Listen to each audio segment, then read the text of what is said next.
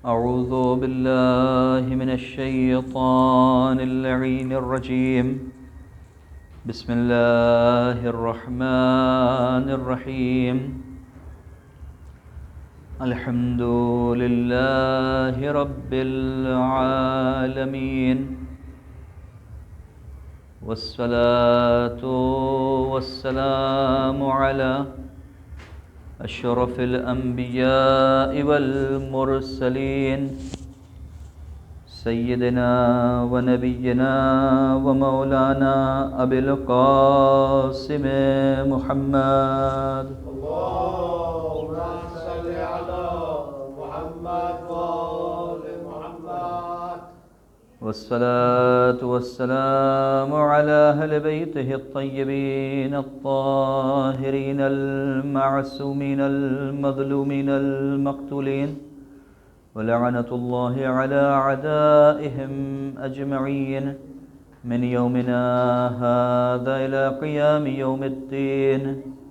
أما بعد، فقد قال الله تبارك وتعالى في محكم كتابه وهو أصدق الصادقين، وقوله الحق. بسم الله الرحمن الرحيم. وما خلقت الجن والإنس إلا ليعبدون. صلوات بھیجئے محمد وآل محمد. اللهم صل على محمد وآل محمد.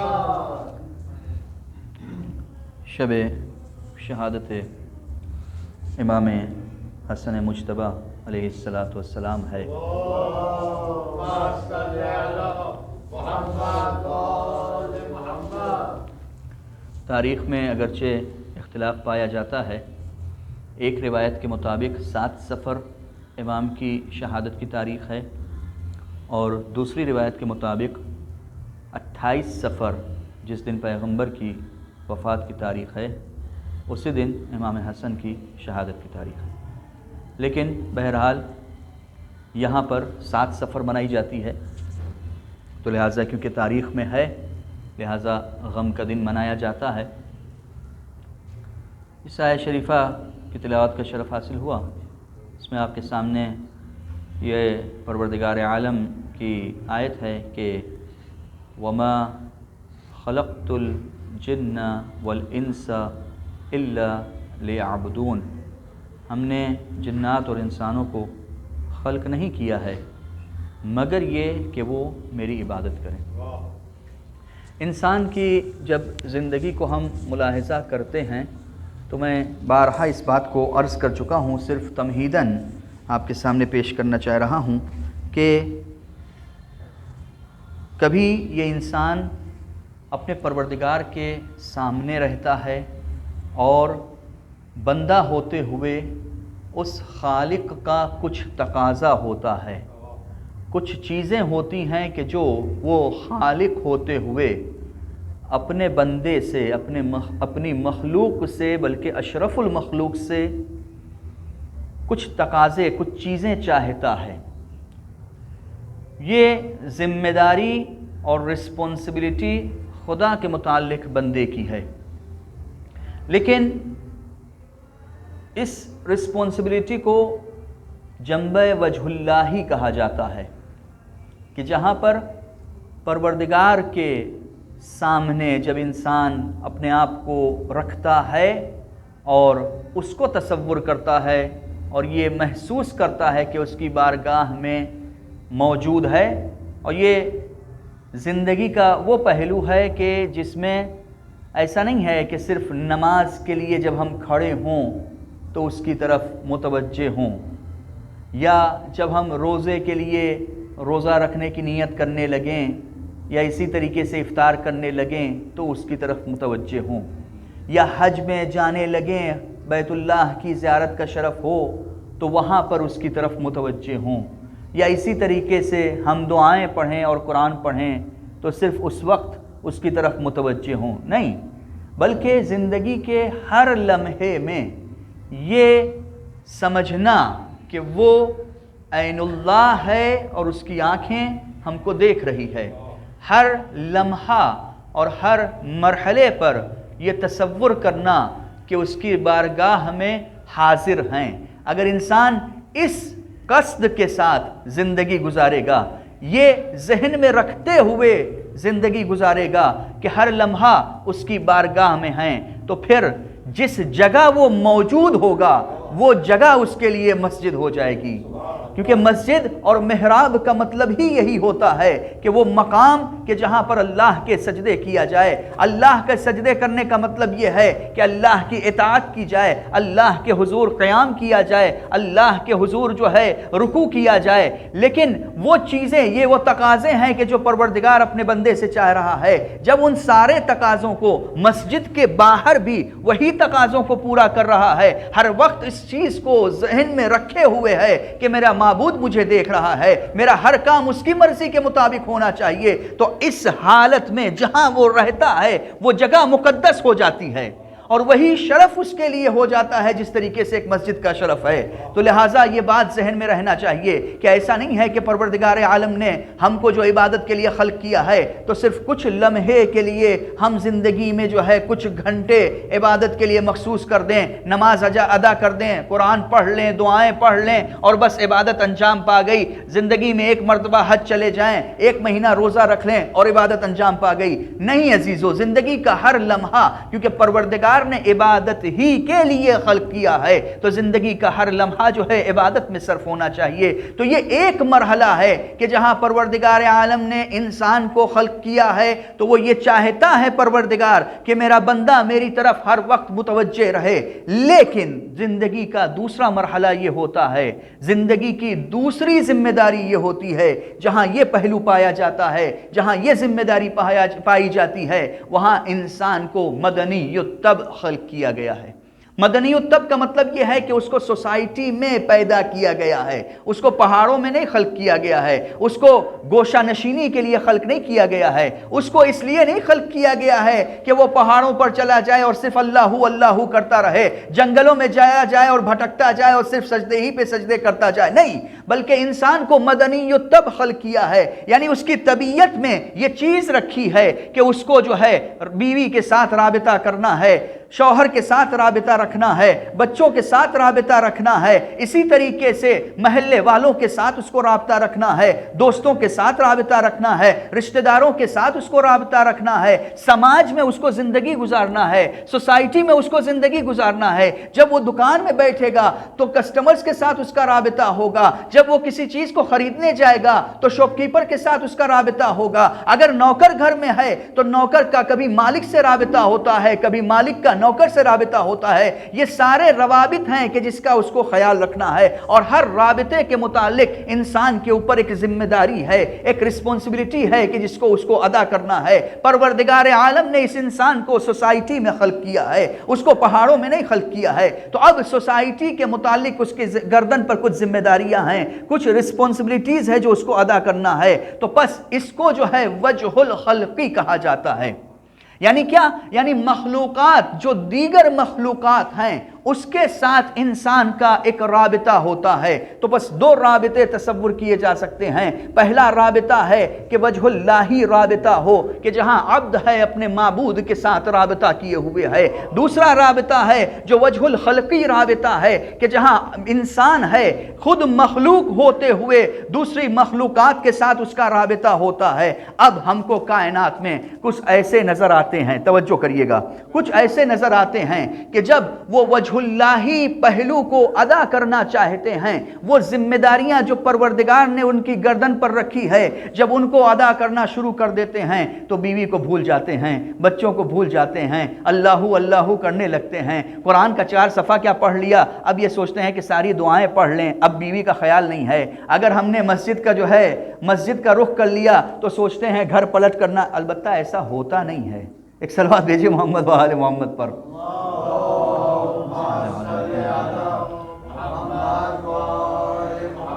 لیکن تاریخ میں اس طریقے کے نمونے پائے جاتے تھے کہ جہاں پر لوگ جو ہے عبادت پروردگار کی خاطر جو ہے عبادت پروردگار کی خاطر روحانیت کا اپنا لیا کرتے تھے، یعنی جنگلوں میں چلے جایا کرتے تھے اور صرف پروردگار کی عبادت کیا کرتے تھے.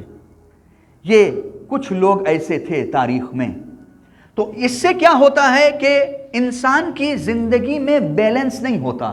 جب انسان وجہ اللہ رابطے کو ادا کرنے لگتا ہے تو پھر دنیا اور دنیا داری سے غافل ہو جاتا ہے۔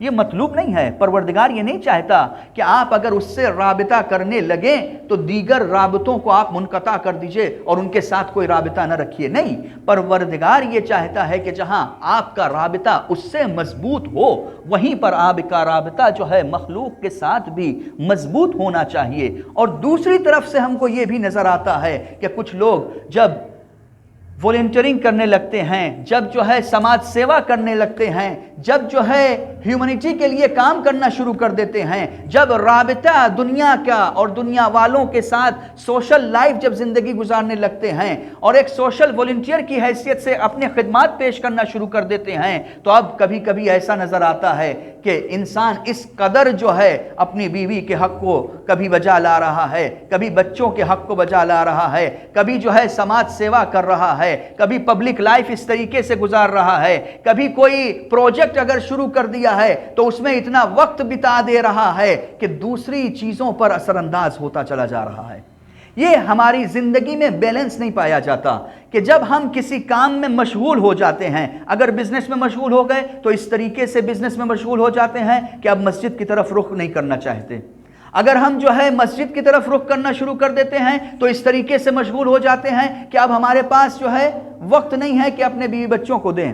اسی طریقے سے جب ہم جو ہے دنیا داری میں، جب ریلیشنز میں، جب دوستوں میں زندگی گزارنے لگتے ہیں، جب سماج سیوا کرنے لگتے ہیں تو اس طریقے سے اپنے کو پیش کر دیتے ہیں کہ پتہ چلا کسی پروجیکٹ پہ کام کر رہے ہیں تو رات میں 1-1 بجے تک، 2-2 بجے تک کام کر رہے ہیں، بیوی بچوں سے غافل ہو جاتے ہیں، دنیا داری سے غافل ہو جاتے ہیں۔ اب انسان کے پاس اتنا وقت نہیں رہ جاتا کہ رشتہ داروں سے جا کے صلہ رحم کرے، اتنا وقت نہیں رہ جاتا کہ اپنے ماں باپ کو ایک فون تک کر سکے، اتنا وقت نہیں بچتا۔ یہ کیا ہے؟ یہ ڈس بیلنس ہے لائف میں جو پایا جاتا ہے کہ اگر کسی ایک پہلو کو مضبوط کرنے کی کوشش کرتے ہیں، کسی ایک رابطے کو مضبوط کرنے کی کوشش کرتے ہیں تو کبھی کبھی دوسرے رابطے جو ہے کمزور پڑ جاتے ہیں۔ اور یہ اس حد تک زیادہ پایا جاتا ہے ہمارے ہاں کہ کبھی کبھی ہمارے رابطے جو ہے زوجہ کے ساتھ جب زیادہ رابطہ ایجاد ہو جاتا ہے، شوہر اور زوجہ میں رابطہ زیادہ ایجاد ہو جاتا ہے تو بچوں کی زندگی پہ اس کا اثر پڑنے لگتا ہے، بچے چھوٹ جاتے ہیں۔ کبھی کبھی اس کا الٹا ہو جاتا ہے کہ بچوں میں اتنا مشغول ہو جاتے ہیں کہ زوجہ کے حقوق کو فراموش کر دیتے ہیں۔ لہٰذا تاریخ میں کچھ ایسے کردار بھی پائے گئے، پروردگار عالم نے کچھ ایسے انسان خلق کیے کہ جن کو انسان کامل کہا جاتا ہے، جن کے یہاں ذرہ برابر جو ہے عیب نہیں پایا جاتا، جن کے یہاں ذرہ برابر نقص نہیں پایا جاتا۔ وہ جب وجہ اللہ رابطے کو برقرار کرنا چاہتے ہیں، جب اپنے معبود کے رابطے کو برقرار کرنا چاہتے ہیں تو ایسا لگتا ہے کہ دنیا والوں سے ان کا کوئی ربط ہی نہیں ہے، ایسا لگتا ہے کہ دنیا والوں کو جانتے ہی نہ ہوں، ایسا لگتا ہے کہ ان کے نہ بیوی ہوں نہ بچے ہوں، اس طریقے سے فنا فی اللہ ہو جاتے ہیں۔ لیکن وہیں پر جب وہ رابطہ جو ہے بندوں کے ساتھ کرنے لگتے ہیں تو ایسا لگتا ہے کہ خدمت خلق ہی کے لیے ان کو پیدا کیا گیا ہے۔ یعنی زندگی میں کوئی بھی پہلو ایسا نظر نہیں آتا کہ کیونکہ رات میں عبادتیں زیادہ کی ہوں لہٰذا ہم جو ہے دن میں آج آرام کریں گے کیونکہ ہم نے عبادتیں زیادہ کی ہیں۔ نہیں، وہ علی جو راتوں کو جو ہے ہزار رکعتیں نماز پڑھا کرتے تھے وہی علی ہیں جو یہودی کے باغ میں جاتے ہیں اور دن میں جا کے پسینہ بہاتے ہیں اور محنت کی کمائی کرتے ہیں۔ ایک صلوات بھیجئے محمد و آل محمد پر۔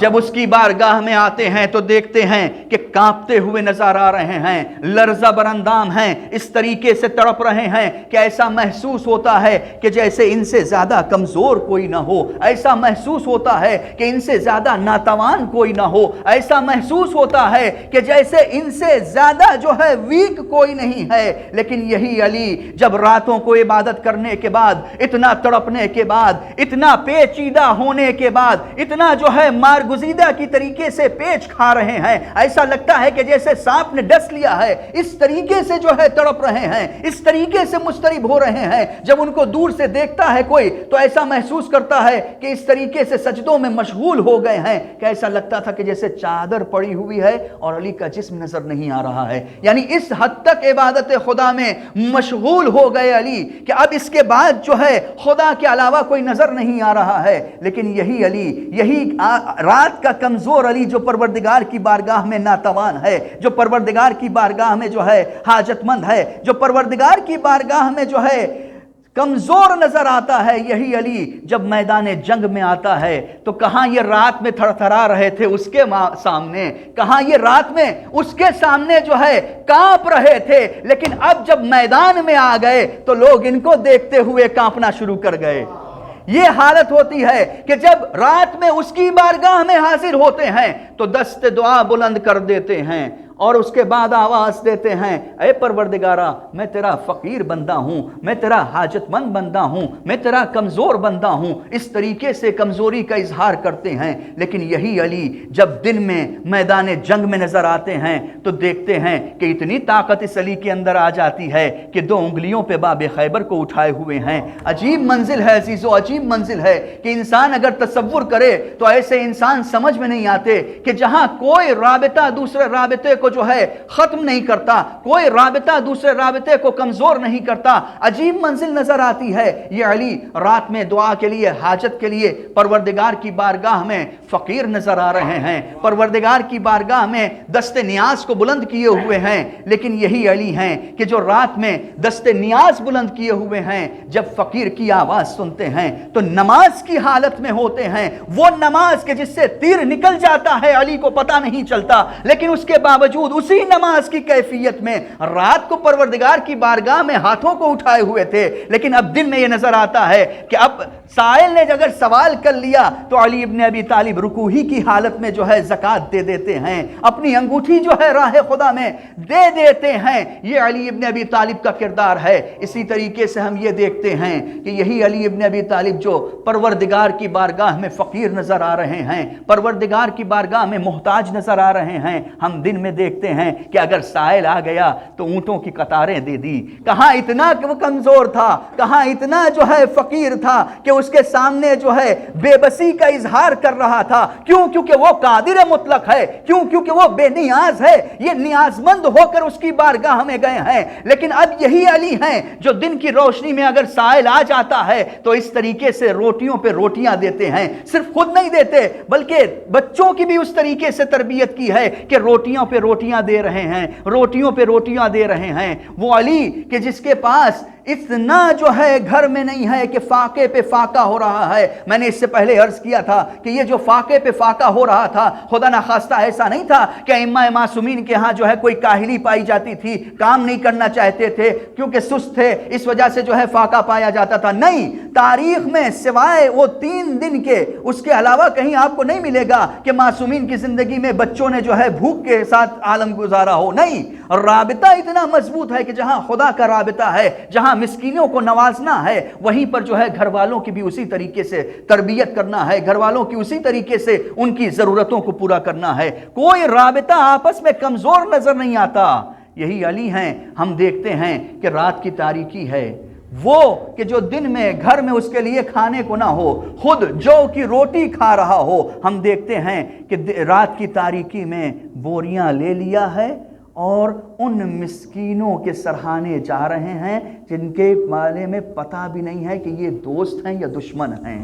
اللہ اکبر، ان مسکینوں کے سرہانے جو ہے اپنی روٹیاں رکھ رہے ہیں اور روٹیاں تقسیم کرتے ہوئے نظر آ رہے ہیں۔ عجیب عالم ہے یہ، جب جو ہے خلافت کے منبر پر آ جاتے ہیں تو ایسا لگتا ہے کہ ان سے بڑا بادشاہ کوئی نظر نہیں آتا، ایسا لگتا ہے کہ ان سے زیادہ کوئی جو ہے حکومت کرنے کا طریقہ نہیں جانتا، اس طریقے سے حکومت کرتے ہوئے نظر آتے ہیں۔ لیکن یہی علی ہیں جب ان کی پرسنل لائف ہوتی ہے تو جو کی روٹیاں توڑتے ہوئے نظر آتے ہیں، جو کی روٹیاں توڑتے ہوئے نظر آتے ہیں، اور کبھی کبھی لباس میں کئی پیوند نظر آتے ہیں انہی علی کے۔ یہ کون ہے؟ خلیفۃ المسلمین ہیں، یہ کون ہے؟ یہ حاکم وقت ہیں اپنے زمانے کے، لیکن دیکھ رہے ہیں کہ بیٹھے ہوئے ہیں، جوتوں کو ٹاکا دے رہے ہیں، اپنے ہی جوتوں کو جو ہے پیوند لگا ہے، کئی پیوند لگا ہے۔ کہنے والے نے کہا یا علی آپ کے جوتے اب جو ہے اس لائق نہیں رہ گئے کہ اب اس کو استعمال کیا جائے۔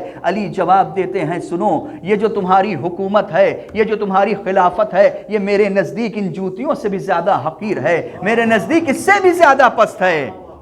یہ ہیں علی ابن ابی طالب یہ ہے علی ابن ابی طالب کی سیرت، یہ ہے علی ابن ابی طالب کا کردار کہ جب جو ہے قیام کرتے ہیں راتوں کا تو اس طریقے سے قیام کرتے ہیں کہ قیام ہی پہ قیام نظر آتا ہے، قیام ہی پہ قیام نظر آتا ہے، اور جب بستر پر آ کر ایک دن سو جاتے ہیں اس کی رضا کی خاطر تو ایسا محسوس ہوتا ہے کہ نہ اس سے پہلے کبھی علی کو اتنی سکون کی نیند ملی رہی ہو، نہ اس کے بعد کبھی علی کو اتنی سکون کی نیند ملے گی۔ ایک صلوات بھیجئے محمد و آل محمد پر۔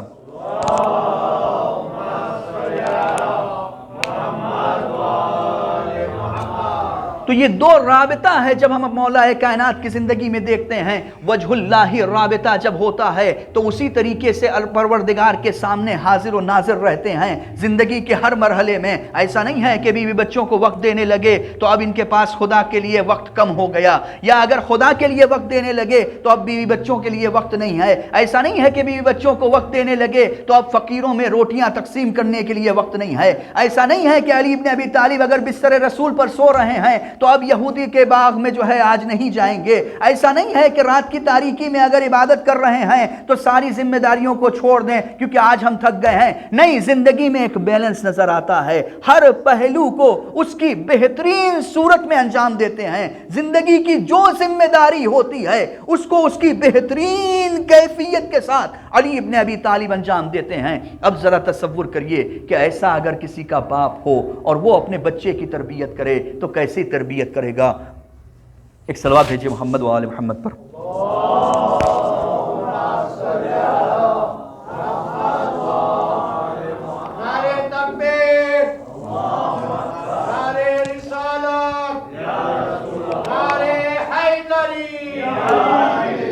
اب یہ جب بچے کی تربیت کرتے ہیں تو ایک ایسے بچے کی تربیت کرتے ہیں کہ امام حسن ہیں پاک پیادہ 20 حج، بعض روایتوں میں ملتا ہے کہ 25 حج جو ہے پیدل انجام دیا۔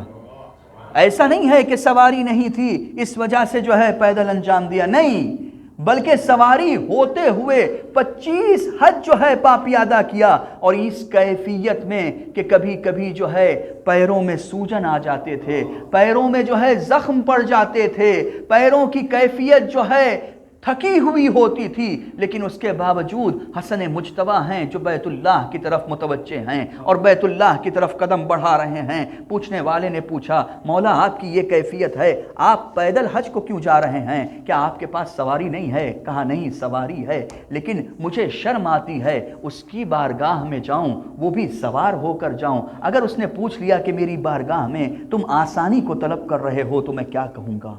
عجیب منزل ہے۔ نہیں، افضل الاعمال احمسها، بہترین عمل وہ ہوتا ہے کہ جو زحمت کے ساتھ انجام دیا جائے۔ عزیزان گرامی، آج جو ہم نجف سے کربلا پیدل جا رہے ہوتے ہیں یہ در حقیقت سیرت حسنی کو زندہ کر رہے ہوتے ہیں۔ ایسا نہیں ہے کہ ہم نے بیت اللہ کو چھوڑ دیا ہے، نہیں، جس نے بیت اللہ کی عزت و وقار کو بچایا ہے اس کے لیے ہم جو ہے نجف سے لے کر کربلا تک پیدل چل کر بتاتے ہیں کہ سیرت حسنی آج بھی قائم ہے۔ کل حسن مجتبیٰ جو ہے پیدل حج انجام دیا کرتے تھے، آج ہم اس عمل کو انجام دیتے ہیں کہ جس نے حج کو باقی رکھا ہے۔ ایک صلوات بھیجئے محمد و آل محمد پر۔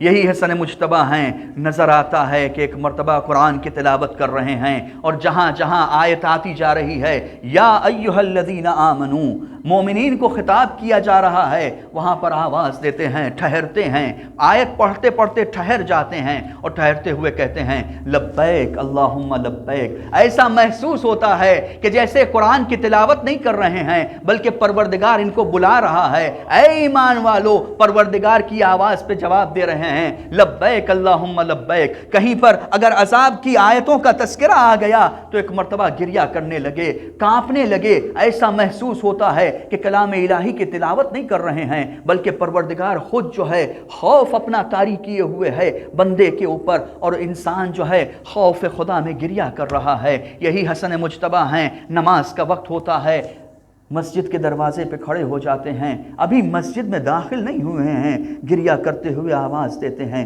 یا محسنو قد عطاک المسی، اے محسن، اے احسان کرنے والے، قد عطاک المسی، تیری بارگاہ میں تیرا خطا کار بندہ آ گیا ہے۔ یہ کون کہہ رہا ہے؟ وہ کہہ رہا ہے کہ جس کا دامن جو ہے خطا سے ذرہ برابر دھبا ہے جس کے دامن میں نہیں پایا جاتا، وہ کہہ رہا ہے۔ اور کیوں کہہ رہا ہے؟ اس وجہ سے کہہ رہا ہے کہ اس کو معلوم ہے کہ جس کی بارگاہ میں جا رہا ہوں، جتنی بھی عبادت کر لیا جائے، جتنی بھی جو ہے شبداریاں کر لی جائیں، جتنے بھی رکوع و سجود کر لیے جائیں، اس کی بارگاہ میں یہ ساری چیزیں کم ہے۔ یہی وجہ ہے کہ جب اس کی بارگاہ میں آتے ہیں تو اپنے کو ناتوان سمجھتے ہیں، اپنے کو فقیر سمجھتے ہیں۔ ایک صلوات بھیجئے محمد و آل محمد پر۔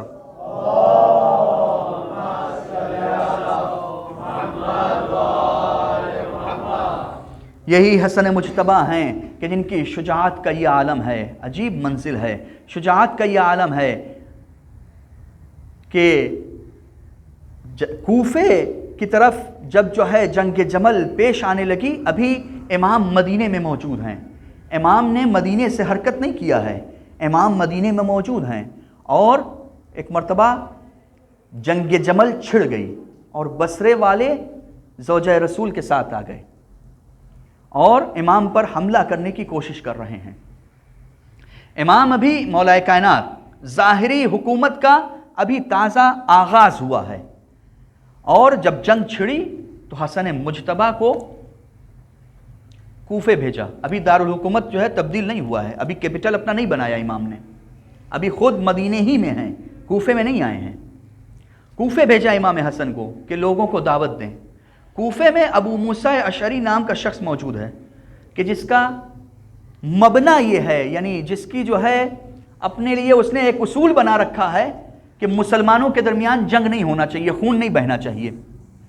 ایسی کیفیت میں جہاں اور اس کا اثر و رسوخ تھا، جب امام علی ایسے مقام پر دیکھتے ہیں کہ کسی ایسے کو بھیجا جائے کہ جو جائے تو کوفے والوں کے دلوں کو اپنی طرف متوجہ کر لے، تو حسن مجتبیٰ کو بھیجتے ہیں۔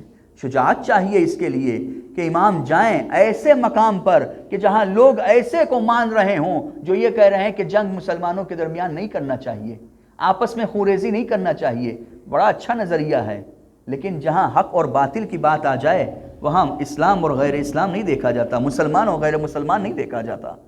جہاں امام وقت یہ تشخیص دے رہا ہے کہ اب ان کے ساتھ جو ہے، کیونکہ امام نے حتی الامکان کوشش کیا تھا کہ فرار کریں جنگ سے، کسی طریقے سے جنگ نہ ہو پائے، امام یہی چاہتے تھے کہ مسلمانوں کا خون نہ بہے۔ اور جمل کے میدان میں جب امام آئے ہیں تو امام کی کوشش یہی تھی کہ جتنی جلدی سے جلدی ہو سکے یہ فتنہ جو ہے دب جائے۔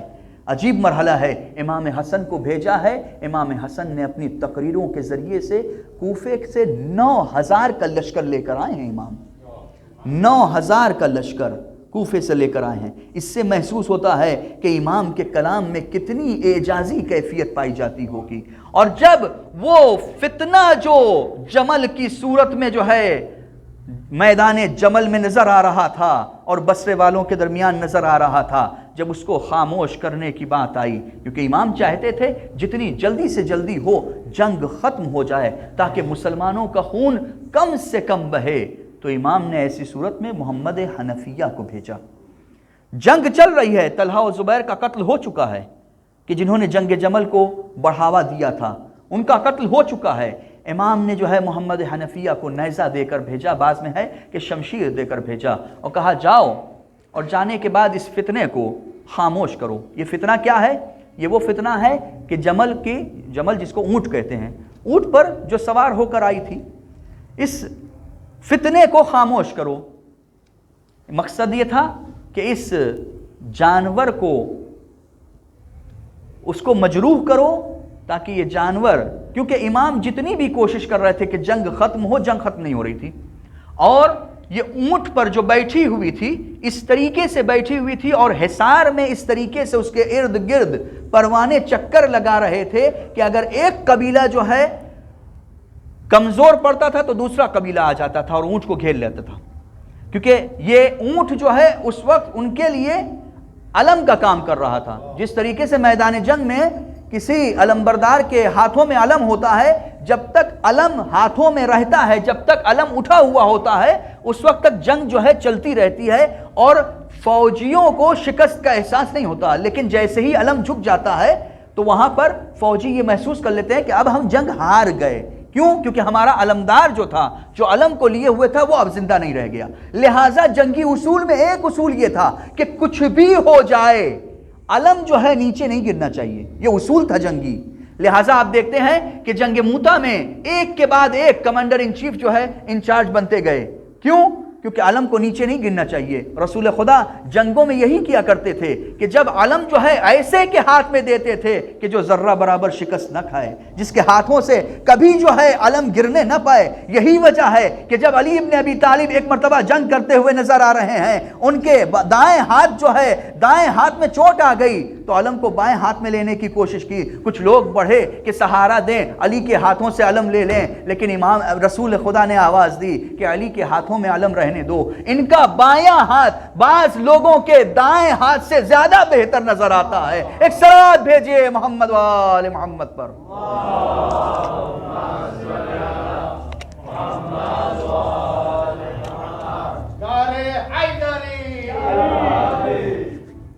تو علی ابن ابی طالب نے محمد حنفیہ کو بھیجا کہ جاؤ، جانے کے بعد اس فتنے کو خاموش کرو. محمد حنفیہ آگے بڑھے. جیسے ہی آگے بڑھے کچھ دیر کوشش کی کہ جو ہے اس فتنے کو خاموش کیا جائے، لیکن خاموش نہ کر پائے.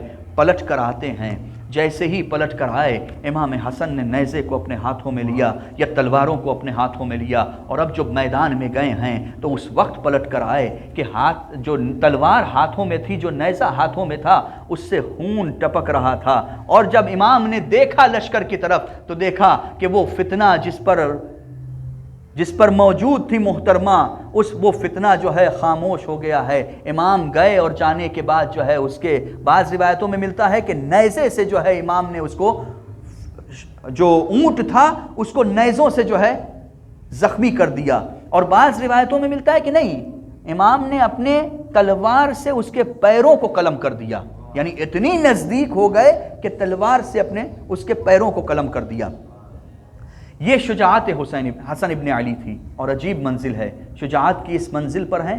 یہی وہ بغض تھا کہ جو زوجہ رسول کی دل میں بیٹھا ہوا تھا، کہ جب شہادت ہو جاتی ہے اس کے باوجود بھی تیروں سے جنازے کو چھلنی کرتی ہے. یہ کون سا بغض تھا؟ کیوں؟ یہ ظاہری طور پر نہیں تھا ایسے ہی آ گئیں یا کسی نے اکسا دیا، نہیں. یہ وہی بغض تھا کہ جانتی تھی کہ حسن مجتبیٰ ہیں، کہ جنہوں نے جنگ جمل میں جن کی وجہ سے ہم کو شکست ہوئی ہے. اور ابن عباس نے جب ان کو دیکھا کہ خچر پر سوار ہیں تو مشہور قصیدہ ہے ابن عباس کا. ابن عباس نے اشعار پڑھنا شروع کیے. تجملتے تبغلتے لعن عشتے تفیلتے. جمل کہتے ہیں اونٹ کو، تجملتے یعنی تم، ایک وقت تھا کہ جب اونٹ پر سوار ہو کر آئی تھی. زوجہ رسول کو مخاطب کر رہے ہیں. ایک وقت تھا کہ تم اونٹ پر سوار ہو کر آئی تھی. تبغلتے، بغل کہتے ہیں ایسے جانور کو کہ جو نہ گھوڑے میں ہو اور نہ گدھے میں ہو، نہ ہورس ہو نہ ڈونکی ہو، بلکہ ان سے مل کر جو جانور بنتا ہے اس کو جو ہے بغل کہتے ہیں. تو تجملتے ایک زمانہ تھا کہ جب تم اونٹ پر سوار ہو کر آئی تھی. آج تم جو ہے خچر پر سوار ہو کر آئی ہو. خچر پر سوار ہو کے لئن عشتے، اگر تم زندہ رہیں تو تفیلتے، تم جو ہے ہاتھی پر سوار ہو کر آؤ گی. ابن عباس کہہ رہے ہیں اپنے فصاحت و بلاغت کے ساتھ اس شعر کو کہہ رہے ہیں.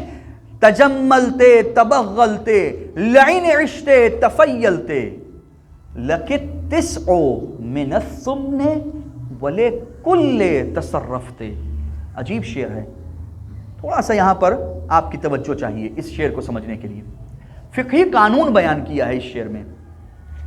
میراث جب تقسیم ہوتی ہے تو اس کا قانون ہے اپنا. اس قانون میں سے یعنی انہیریٹنس جب ہوتا ہے، کوئی مر جاتا ہے تو جو اس کا مال تقسیم ہوتا ہے ورثہ کے درمیان، تو اس کا کچھ قاعدہ قانون ہوتا ہے. تو شوہر اگر مر جائے تو زوجہ کا کیا حق بنتا ہے؟ ہسبینڈ اگر اس دنیا میں نہیں رہا تو ہسبینڈ کی پراپرٹی جو بچتی ہے اس میں وائف کا کتنا حصہ بنتا ہے؟ تو دو صورت ہے، یا تو ہسبینڈ کے، توجہ کریے گا، یا تو ہسبینڈ کے کوئی اولاد ہے یا نہیں ہے، ہسبینڈ کے، کیونکہ عین ممکن ہے کہ زوجہ اولاد کہیں اور سے لے کے آئی ہو، لہٰذا یہ بیٹا جو ہے اس شوہر کا ہونا چاہیے، جو بھی اولاد ہو اسی شوہر کی ہونا چاہیے. تو اس شوہر کے اگر کوئی اولاد ہے تو ایسی صورت میں 1/8 جو ہے پراپرٹی سے اس کا حصہ بنتا ہے، اور اگر اولاد نہیں ہے تو 1/4 پراپرٹی سے حصہ بنتا ہے. اب 1/8 کو سمجھے رہیے، کیوں؟ کیونکہ رسول کی بیٹی موجود ہیں، رسول کی بیٹی موجود ہیں، لہٰذا ازواج رسول کا، چاہے جتنی زوجہ ہوں، ازواج رسول کا ساری پراپرٹی میں کتنا حصہ ہے؟ 1/8 یہ حصہ ہے ازواج رسول کا. توجہ کریے گا، یعنی 8 حصے جو ہوتے ہیں، 8واں حصہ جو ہے ایک حصہ اس میں سے اٹھایا جائے گا، یعنی پراپرٹی کو 8 حصے میں تقسیم کیا جائے گا، 8 حصے میں تقسیم کیا جائے گا، اس میں سے ایک حصہ جو ہے ازواج کا ہوگا. کیوں؟ کیونکہ اولاد موجود ہے، جناب فاطمہ موجود ہیں. اب اس 8ویں حصے میں جتنی ازواج ہوں گی اتنے میں تقسیم ہوگا. عام حالت میں اگر 4 زوجہ ہیں، خاص حالت، عام حالت نہیں ہے، کسی کے 4 زوجہ ہوں تو خاص حالت ہے، تو خاص حالت میں کیا ہوگا؟ 4 حصوں میں تقسیم ہوگا. لیکن رسول کے کتنی بیویاں تھیں؟ 9 ازواج تھیں. تو اب اس 8ویں حصے میں بھی 9واں حصہ جو ہے اونٹ پر سوار ہونے والی کا تھا. 8ویں حصے میں 9واں حصہ اونٹ پر سوار ہونے والی کا تھا. تو ابن عباس نے کیا کہا؟ تجملتے تبغلتے لعن عشتے تفیلتے، تم جو ہے اونٹ پر سوار ہو کے آئی ہو، آج خچر پر سوار ہو کر آئی ہو، اگر تم زندہ رہو گی تو ہاتھی پر سوار ہو کر آؤ گی، اور تمہارا لکت تسعو من السمن، تس کہتے ہیں 9 کو، سمن کہتے ہیں 8 کو، لکت تسعو تمہارا 9واں حصہ تھا، من السمن 8ویں حصے میں سے، 8ویں حصے میں سے تمہارا 9واں حصہ تھا. وَلے کل تصرفتے، اور تم نے کیا کیا؟ تم نے سب پر قبضہ کر لیا. ایک صلوات بھیجئے محمد وآل محمد پر.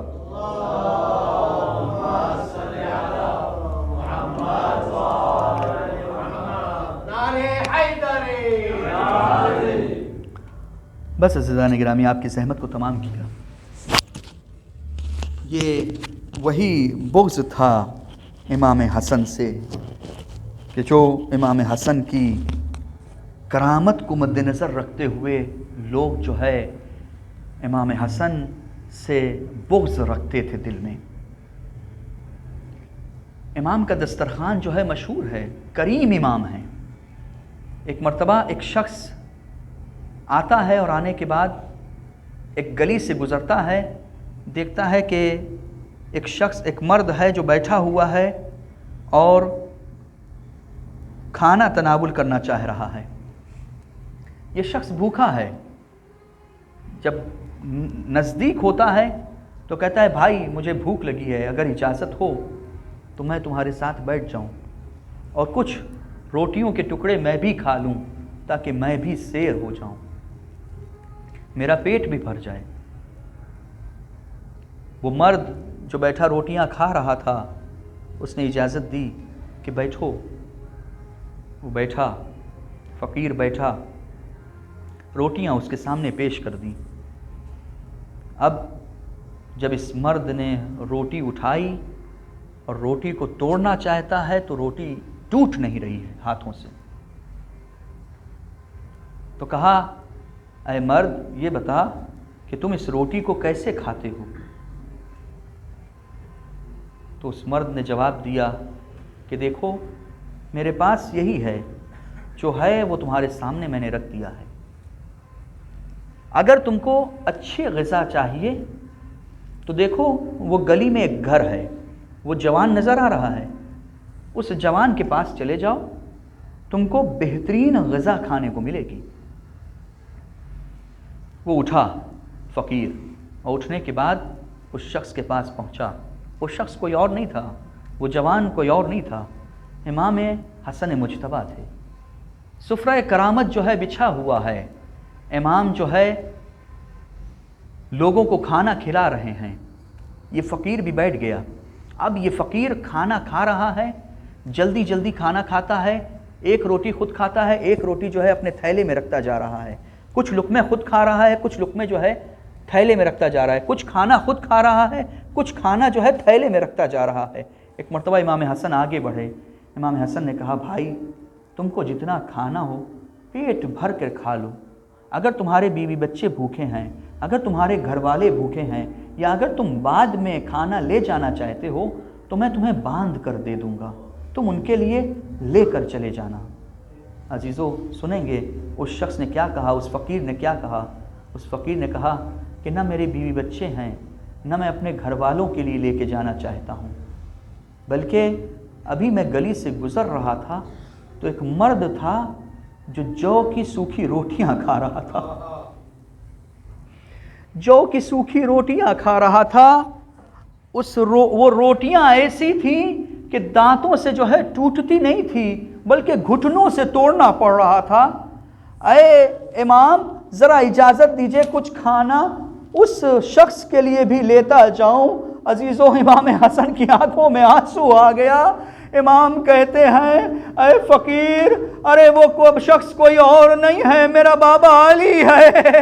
اللہ اکبر، جس کے بیٹے کے سفرے کی یہ شان ہو، وہ علی مرتضیٰ جو کی روٹیاں کھاتا ہوا نظر آ رہا ہے۔ کیوں؟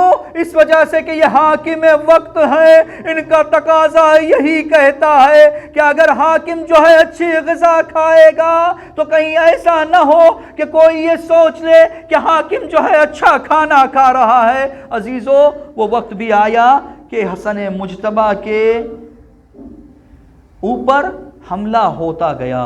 عزیزو 6 مرتبہ امام حسن مجتبیٰ کو، بعض روایتوں میں ملتا ہے کہ 70 مرتبہ کوشش کی گئی کہ حسن مجتبیٰ کو جو ہے زہر دیا جائے، اور ایسا نہیں تھا کہ زہر پہنچتا نہیں تھا، بلکہ زہر جو ہے پہنچتا تھا، اور امام اس غذا کو تناول بھی کرتے تھے جو زہر آلود ہوتا تھا، لیکن زہر میں اتنی طاقت نہیں پائی جاتی تھی، لیکن اس کے باوجود بھی زہر ہوتا ہے، بدن میں وہ اثرات جو ہے چھوڑ کر جاتا تھا، بدن روز بروز کمزور ہوتا جا رہا تھا، زہر کے اس طریقے سے زہر دیا جاتا تھا کہ بدن کمزور ہوتا چلا جا رہا تھا۔